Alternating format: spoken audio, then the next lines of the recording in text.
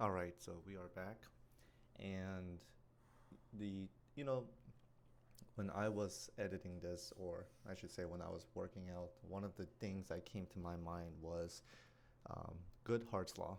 And for those who don't know what that is, it's pretty much the statement goes when a measure becomes a target, it ceases to be a good measure. And I think that's a very profound realization when it comes to lifting weights. And so, what I mean by that is oftentimes when we, and this is in the context of strength specific goals, right?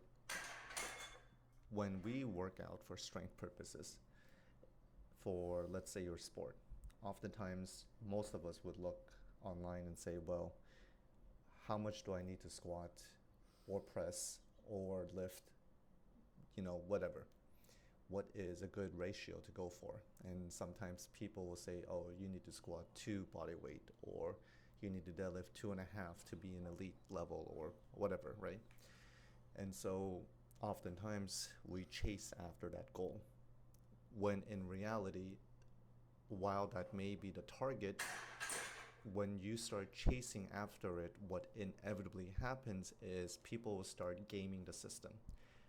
So maybe you start doing funky things to the lift to become inconsistent, and maybe you start changing your technique to maximize your leverage to just to obtain that goal, when in reality it is the process in and of itself that matters most, right? If you were a complete novice and you could barely do a bodyweight squat, and through consistent training and lifting you were able to do 225, you have became a stronger individual.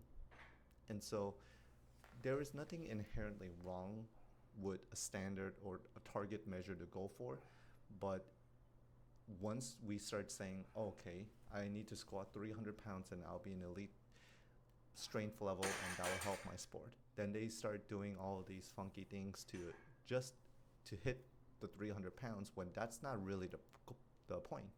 The point is that you train through the process of training itself, you obtain 300 pounds.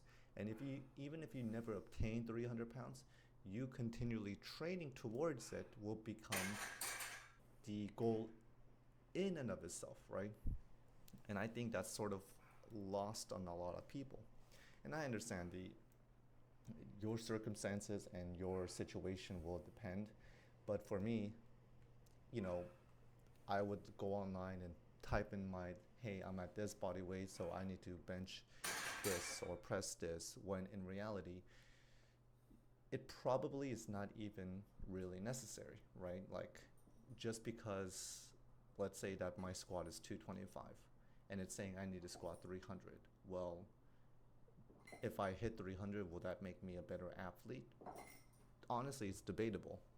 I really don't know, because it depends on how you go about doing it. Because if you are not doing it in the most cleanest way, then it might just be a mood thing.